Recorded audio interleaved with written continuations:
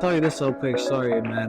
When I was 18 years old and I was in high school, I just remember I wanted to really start getting into music. I really loved listening to, worship music. Country music was hitting me heavy. Gospel. Gospel, country music. I mean, you know what I'm saying? Them go together like, peanut butter and jelly. Yeah. You feel me? So I was that brave to put it together, and I just started learning a lot of guitar music. I started performing at church on the keys. What's your preferred instrument?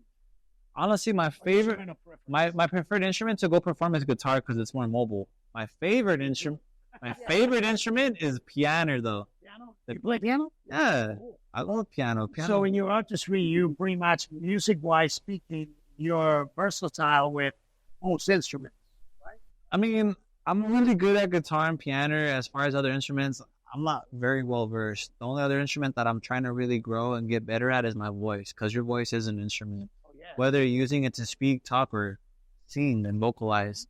But, since the young age, that's when I started. And at 18, every day on my day as a senior, I would walk around with my guitar and play songs.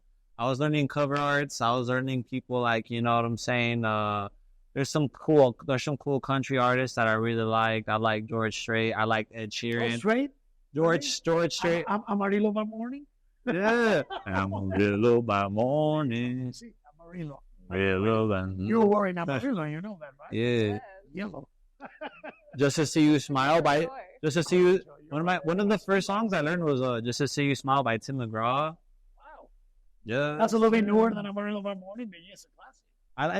I've always been felt in my heart that love music, heartfelt music was the best music, because I don't really like to push the image and feeling of getting people influenced about drugs and sex, even though it's very relevant in our culture.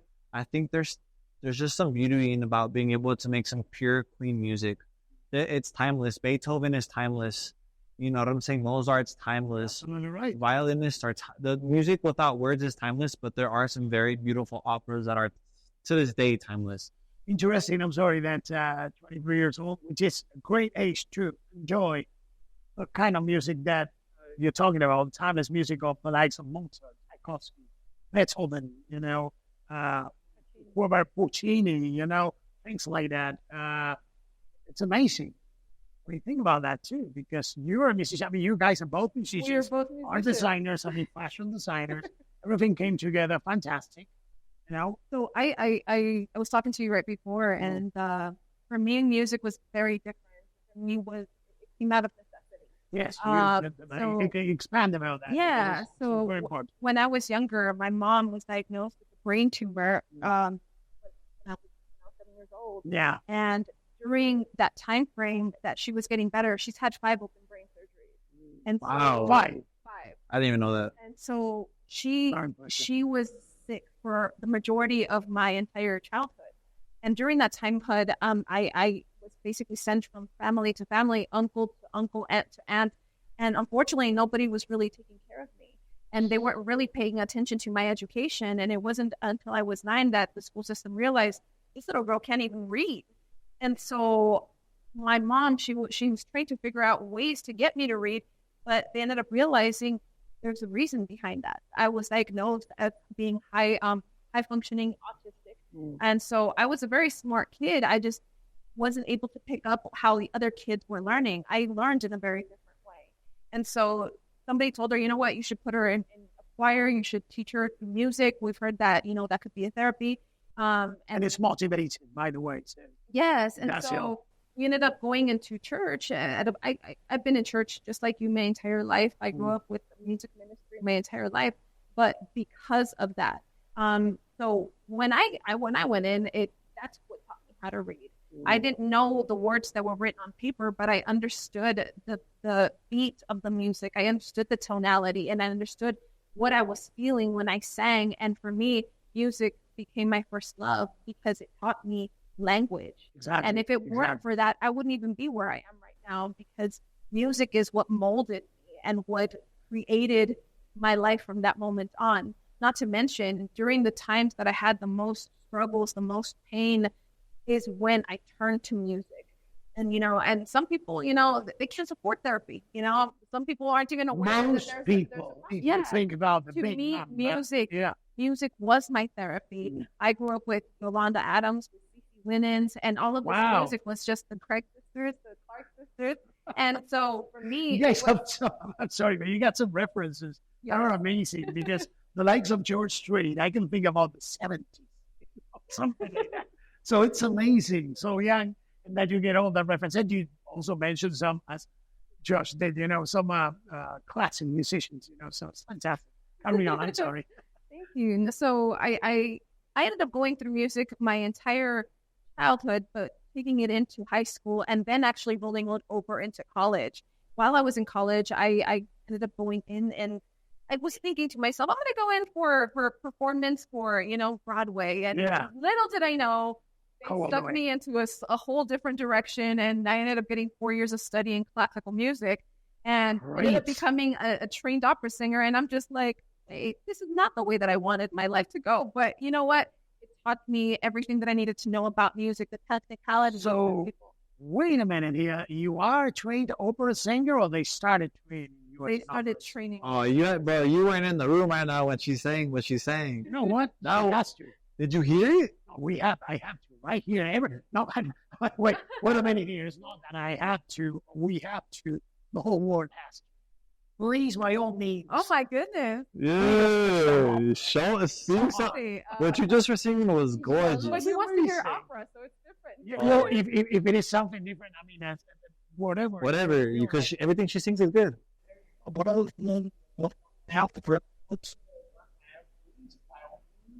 the world wants to see.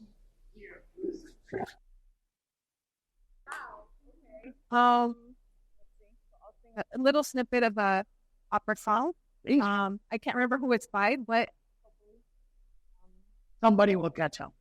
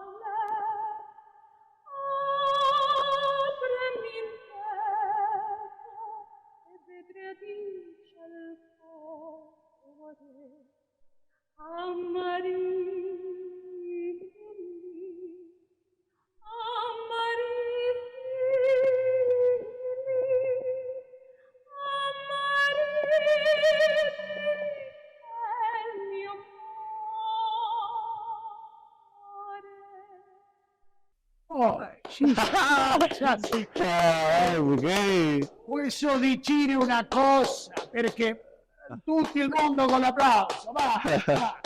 Questo di dire una cosa in italiano, questa bambina, questa signorina sta cantando in italiano, opera, prima, questo bellissimo, si può fare. Now I'm going to translate. She was singing in Italian, of course, opera, language of opera. You try to work? No, you didn't. You just slide it. I speak Italian. As you can see, so the way you select an opera singer. Thank you for actually encouraging her. No, I had to bring it up because it's worth hearing. It's worth it. I mean, everybody actually heard it now. And somebody heard Scala di Milano, Scale Theater of Milan, asked, listen, yeah, you can call us. You can contact us. We'll do whatever we have to so we can put her there. You know, it was finding that very successful. Yeah, but that was amazing. Now we can call you Isabella. That was wonderful. Josh, I mean, not only that's wonderful, I mean, to have you guys here is wonderful. We have a couple of more minutes. So, in summing up, I want you guys to tell me where you're at now, basically with your company, with your collaborations, and what's coming next. Okay, so I think at this moment of life, I've really been reflecting a lot of things I want to push forward with. And I know I want to push forward with my brand of Bomblades, I'd originally started as a sunglass company, but I've had aspirations to really become the top designer in El Paso for certain luxury items in my own type of field. I'm not here to compete. I'm only here to elevate, because because in El Paso people compete, but everybody's competing for the same spot. I'm not trying to be in the same spot as everybody. I'm trying to be on something that people look up to because I put the work in and I love what I do. Even just to slightly tie back into the reason of why I do what I do is because I love what I can bring to people when it comes to fashion. There's no greater feeling for me than when I can give something to someone that they can't purchase at a store. Even though you can buy my Bomblades, you can't buy the confidence it gives you. You can't buy the happiness. You can't buy the night it may create. I've had crazy stories about guys just telling me the certain experiences they had, women feeling very happy about the way they look, complete in their outfits. That brings me joy. Making people smile is the most richest feeling I've ever felt beside my mother's love. So beside the love of God and my mom, making other people happy, feel confident, and enjoy themselves for who they are is what I love to do. And what I'm moving forward to do now because of that is to expand more ways for people to be accessorized, for people to be able to have more than just one item that gives them that sense of feeling so they can be more complete. At the same time, continue to innovate that. So collaborations with people like Illiana, of course, with this amazing magazine, of course, with the community in the whole. And also right now, I have ambassadors from both LA, Evander Grimm, and this other girl in Orlando who just got the fashion week over there. Shout out to her. She's doing amazing. So much love for her. She's from El Paso too, chasing her dreams. And I'm very happy to touch both coasts of the nation. And I want to go international, but I want to go international because I know that there's a market for people out there who want to be able to enjoy the certain type of products that I bring. And of course it will be. Now, the last word for Mrs. Isabella. You wrap up the program. Okay. So what I would like to bring to the city of El Paso is just a little bit more taste of the Latin culture and what it has to offer. I have been through all parts of Latin America, and nothing like the fashion, nothing like the accessories.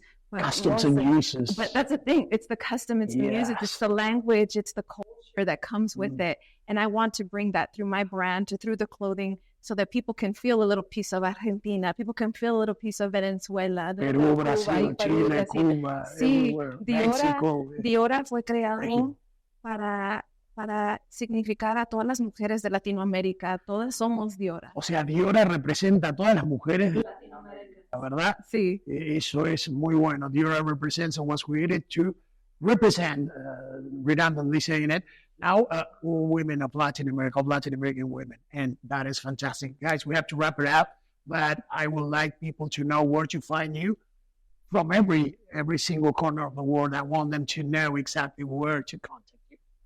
You can always contact me. My name is Joshua Arteaga. I go by Bombay as my artist name. Bombay?